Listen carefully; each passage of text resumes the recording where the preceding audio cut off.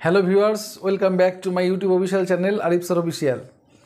আজকে তোমাদের অপর আরেকটি অসাধারণ ক্লাস প্রেজেন্ট করতে চলেছি, যে ক্লাসটি করলেই তোমরা প্রাইড অ্যান্ড প্রিজুডিস থেকে যে কোনো কোশ্চেন তোমরা সহজে অ্যান্সার করতে পারবে। তো আসন্ন এমএসসি পরীক্ষা এবং আসন্ন এসএসসির যে এক্সাম হবে, সেই এক্সামে আমাদের একটা মুখ্য নোবেল রয়েছে, যেটার নাম হচ্ছে প্রাইড অ্যান্ড প্রিজুডিস, যেটা লিখেছেন জেন অস্টিন।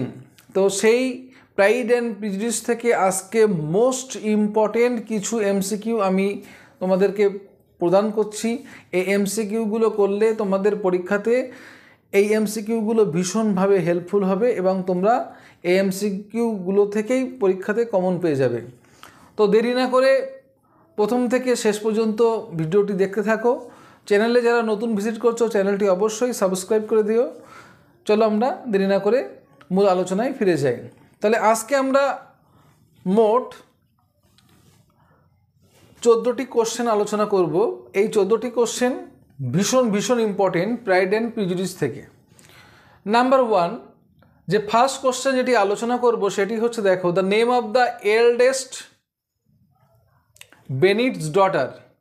বেনিট পরিবারের সবথেকে বড় মেয়েটির নাম কি ছিল? আনসার হবে জেন। নাম্বার 2, দেখো, মিস্টার কলিন্স ছিল, কি ছিল বলো তো? কেমন ধরনের লোক ছিল? রিডিকুলাসলি পম্পাস ক্লার্জিম্যান। রিডিকুলাসলি পম্পাস আর কি ক্লার্জিম্যান। নাম্বার 3, এলিজাবেথের বেস্ট ফ্রেন্ড ছিল শার্লট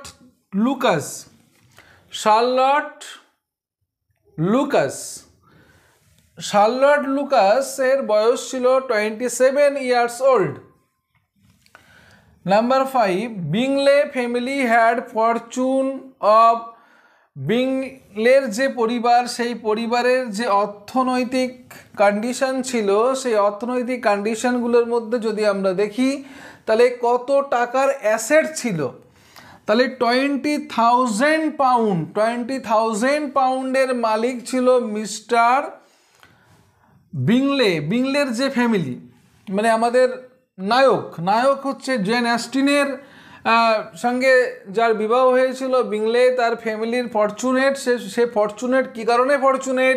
20,000 পাউন্ডের মালিক সে। নেক্সট দেখো, দ্য ওপেনিং লাইনটা রিফ্লেক্টস করছে কিসের উপরে বলো তো? Note of irony.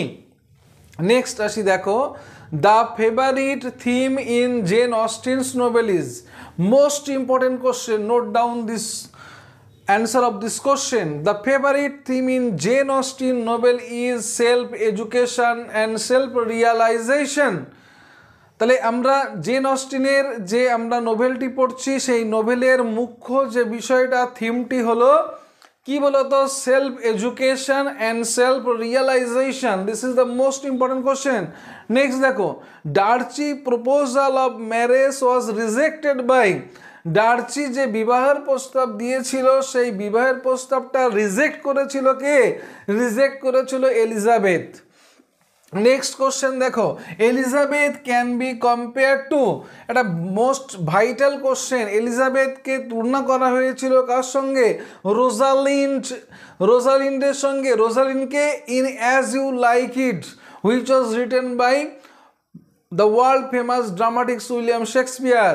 তাহলে অ্যাজ ইউ লাইক ইটে রোজালিন্ডের সঙ্গে কম্পেয়ার করা হচ্ছে আমাদের এই নোবেলের কেন্দ্রীয় চরিত্র এলিজাবেথকে। তাহলে এটা মোস্ট ইম্পর্টেন্ট, এটা মোস্ট ভাইটাল কোশ্চেন। তাহলে এলিজাবেথকে কার সঙ্গে তুলনা করা হচ্ছে? অ্যাজ ইউ লাইক ইটের রোজালিন্ডের সঙ্গে। নেক্সট দেখো, ফুল নেম অফ মিস্টার উইকহ্যামের পুরো নাম কি ছিল? দেখো, জর্জ উইকহ্যাম। মিস্টার উইকহ্যামের পুরো নাম ছিল জর্জ উইকহ্যাম। নেক্সট দেখো, the full name of Darcy. আর ডার্চির পুরো নাম কি ছিল? ফিটজউইলিয়াম ডার্চি। নেক্সট দেখো 12 নাম্বার, জেন কাকে বিয়ে করেছিল? বিংলিকে।